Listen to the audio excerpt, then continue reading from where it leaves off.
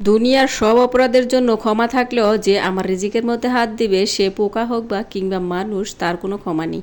তা আজকে আমার এই নতুন চালের মধ্যে মানে বৈশাখ মাসে আমি চাল করে রেখেছিলাম ধান থেকে, সবগুলা চালই করে রেখেছিলাম, একটা মানে ধানও রাখিনি, সবগুলাই চাল করে এই যে বস্তা ভরে রেখে দিয়েছিলাম। প্রত্যেকটার মধ্যে এমন কিরি পোকা হয়েছে যে এটা যদি আমি এই অবস্থায় রেখে দেই তাহলে 1 মাসের মধ্যে আমার সবগুলা চাল একদম গুড়ি গুড়ি করে ফেলবে, একটা চালও আস্তে থাকবে না। আর এগুলো হচ্ছে আমার রিজিক, আর এই রিজিক নষ্টকারীকে আমি কোনোভাবেই ক্ষমা করব না।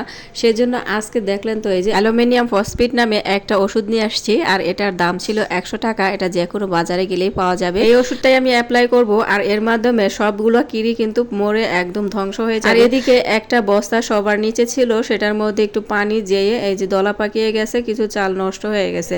তো সেটাও কিন্তু আমি ভালো করে পরিষ্কার করে রাখবো, না হলে ভালো চালগুলো কিন্তু নষ্ট করে ফেলবে। দেখেন রিজিক কিভাবে নষ্ট হয়। আর এইখানে আমার 6 মাসের রিজিক আছে, সেটা যদি 1 মাসেই কিরিয়ে খেয়ে নষ্ট করে ফেলে তাহলে বলেন আর বাকি মাস আমি সেই জন্য আমাকে এই কিরির ওষুধ নিয়ে আসতে হলো। আর এই কিরি পোকাগুলো এত ধারালো যে এইগুলো একটাতে চাল ধরলে সম্পূর্ণ চালে কিন্তু একবারে মিশে যায়। সবগুলো চাল একবারে কিছু দিনের ভিতরে একদম গুড়ি করে ফেলে, আর কোনো খাওয়ার যোগ্য থাকে না, সবগুলা চাল খোসা করে ফেলে। যাই হোক, এই যে দেখেন একটা ট্যাবলেট আমি বের করে নিলাম, আর আমার একটা পুরাতন ওড়না ছিঁড়ে নিলাম, ছিঁড়ে এই যে ভাগ করে নিলাম, আর প্রত্যেকটা ওড়নার ভিতরে আমি একটা ট্যাবলেট ভালো করে মুড়িয়ে নিচ্ছি। এটা যেন চালে সরাসরি না লাগে সেটা খেয়াল করতে হবে। এমন একটা কাপড়ের মধ্যে, সুতি কাপড়ের মধ্যে নিতে হবে, সুতি কাপড়ের মধ্যে সুন্দর করে ভাঁজ করে তারপরে বেঁধে নিতে হবে।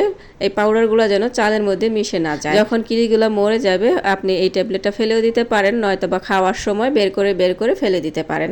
ট্যাবলেটটা ভিতরে থাকলেও কোনো সমস্যা নেই। তো আমি ভালো করে এগুলো মুড়িয়ে নিচ্ছি। যাই হোক, আমার মতো যারা এরকম কিরির অ্যাটাক করেছে বা মানে কিরি পোকার অ্যাটাক হয়েছে চালের মধ্যে, তারা কিন্তু এই ওষুধটা ইমার্জেন্সি দিতে পারেন। এটা যদি সময় মতো না দেন তাহলে আপনার একটা চালও থাকবে না, প্রত্যেকটা চাল খোসা করে ফেলবে, আর পুরো চালই গুড়ি হয়ে যাবে, কোনো খাওয়ার উপযুক্ত থাকবে না। তাই আপনার রিজিক ঠিক করার জন্য, মানে আপনার রিজিকটা সেভ করার জন্য আপনাকেই ব্যবস্থা নিতে হবে। যেমন আমি নিয়েছি, দেখেন কি পরিমাণ কিরি হয়েছে। যদি মনে করেন যে এগুলা ঝাড়াঝাড়ি করে তারপরে রেখে দেই, একটা কিরিও থাকবে না, মোটেও না। এগুলা চালের মধ্যে কামড় দিয়ে থাকে, আবার অনেকটা চালের ভিতরে থাকে, আবার অনেকটা ডিমও থাকে, যেগুলো পরবর্তীতে আবার বংশ বিস্তার করবে। এজন্য এই ট্যাবলেট বা এর ওষুধ ছাড়া কোনো উপায় নেই। এই ওষুধটা অবশ্যই দিবেন যদি চালের মধ্যে অ্যাটাক করে থাকে। দেখেন প্রথমে কিন্তু আমি একটা ওষুধ দিয়ে দিয়েছি, মানে পোটলা যে করেছিলাম ট্যাবলেটে সেগুলো দিয়ে দিয়েছি। এখন চাল দিব আর মাঝখানে দিয়ে দিব।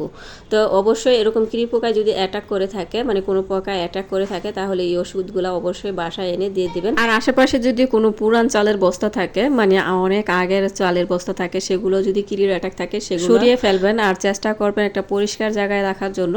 তাহলে কিন্তু এসব ধরনের পোকা আর অ্যাটাক করার সাহস পাবে না, আর আপনার চালটাও ভালো থাকবে। তা আমার চালগুলো কিন্তু একটা পুরান বস্তা থেকেই অ্যাটাক করেছে, আর সেটা পাশে ছিল, সেটা থেকেই কিন্তু এই কিরিগুলো এখানে আসছে। এখন বলেন, আমার নির্ধারিত রিজিক যদি কেউ নষ্ট করে ফেলে তাহলে আমি তার উপর কি করতে পারি? আমি তাকে মৃত্যুদণ্ড দিতে পারি, আমার এটা জায়েজ আছে। এটা মানুষ হোক কিংবা পোকা। আজকের ভিডিও কেমন লাগলো অবশ্যই জানাতে ভুলবেন না। আজকের মতো এই পর্যন্ত। আরও ভালো ভিডিও পেতে আমার পেজটা ফলো করে দিবেন, আর ইউটিউব চ্যানেলটা সাবস্ক্রাইব করে দিবেন। আজকের মতো এই পর্যন্তই, দেখা হবে আবার নতুন কোনো ভিডিওতে। ততদিন পর্যন্ত ভালো থাকুন, সুস্থ থাকুন। আসসালামু আলাইকুম, আল্লাহ হাফেজ।